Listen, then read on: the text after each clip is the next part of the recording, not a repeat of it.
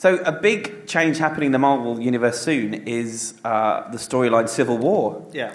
You wrote Civil War, Mark. It's very exciting. That's pretty awesome. It's exciting for me, actually. Like, I love the idea of seeing, like, Downey Jr. facing off against Chris Evans and all that. You know, I think that'll be really exciting to see on screen. Like, because, I mean, I didn't even think about a movie when I was doing the comic. I wrote it back in 2006 or something, you know. So it's a while back. And the last thing you imagine when you're sitting doing your book generally is Downey Jr. or whatever is going to be in this. And even now when you're writing comics, do you even... I never think of the movie, I think it would be too distracting. It would be like writing something and thinking, this would be an amazing beach towel or something, you know, like you can't think of it anything other than what you're doing. Even when I was writing Kick-Ass 3 and Aaron and Chloe had played those parts in the film, I never saw it as Aaron and Chloe. I just saw it as the cartoon characters, you know, the drawings. Like Ultimates, like I'm a massive Ultimates fan, and that is just peppered and layered with so many film references and so many, like, the characters all look like, you know, there's that scene where they're all sitting around going, you know, they're bored and they're like, who would play us in a Hollywood movie sort of thing. Even when you're writing that, do you honestly think you just like... I just always see it as a that's comic, amazing. You know, but I mean, I'll make references to film or I'll make references to games or other books and things like that, but I don't know, I think, like, I see it as such a different medium. I don't even really see myself as a film guy. I kind of go holidays into film, like I go and do meetings in Hollywood and things like that, but I see myself primarily as a comic guy who visits the movie sets and sits in the edit room and everything, but I see my job as a comic guy. But with Civil War, wasn't it like the best-selling Marvel title of the last 20 years or something? Yeah, it was pretty good. I think it's actually the best-selling for 18 years, which doesn't sound as good as 20 years. I'm still available. Nearly 20 years. I mean, I only said that because you texted it to me when I was coming up on the trailer. That's true. But do you have any visibility on the movie, or is it just something that you've left behind and it's their baby? It's now? just there to play with. Like, I mean, they use stuff from comics in the films, you know. So like Ultimates obviously made its way into Avengers and Captain America and things. Because you put Samuel L. Jackson pretty much as Nick Fury, right? That was you? I did the African-American Nick Fury, you know. But my friend, the artist on the book, Brian Hitch, I'd had it as a Morgan Freeman kind of looking. Brian drew him in the first appearance, and Brian drew him more as Sam Jackson. And the weird thing was, what we didn't realise is Sam Jackson read comics. Really? Which is quite odd, because we thought, Sam Jackson will never see this. And yet his face has been used every month in this comic. He's like, right, I won't sue you, but I want to be in every single one of the films. He's ended up signing a 9-picture deal, you know, so he was delighted. Yeah. That's awesome. Because if you don't know, the character is the Flash, by the way. I interviewed him, asked him what his favourite character. Sam Jackson? Yeah. Really? I interviewed him, he terrified me.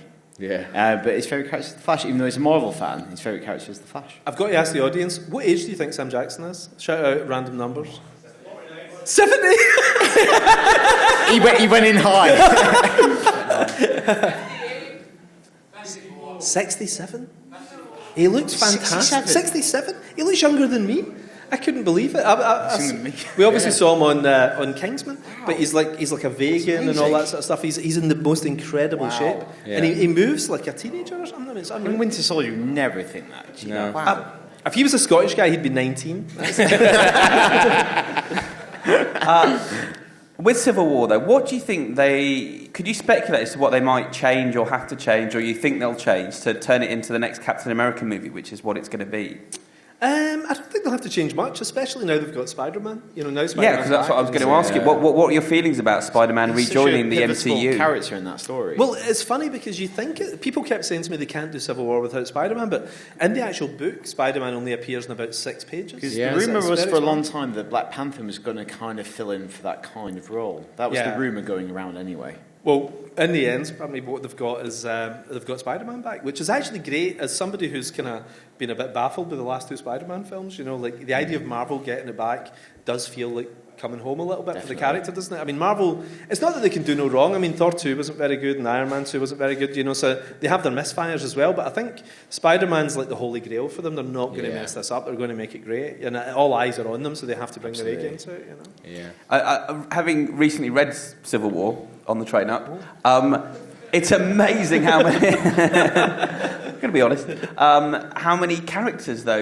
Was that tough to write with all these disparate characters? It was honestly a nightmare. It was the hardest thing I've ever written. Like, there was almost no pleasure in it, because what happened was I was tying in every month with 40 books, right? And if you can imagine, it's hard to write something anyway, right? It's hard to write. But to write something that you've said to 40 different creative teams, okay, right, I'm going to leave him here in this month, if you can spin off from that point. And then I was emailing all these writers and having to read all their scripts and everything. Jesus. And they were all messing up. Everybody was messing up. Everybody was like late with their scripts. Their book was shipping too late, giving away reveals too early and things. Yeah. Honestly, it was a nightmare. It was like juggling gas. It was awful. But like everybody who's done one of those crossovers said it's like passing a very difficult stool.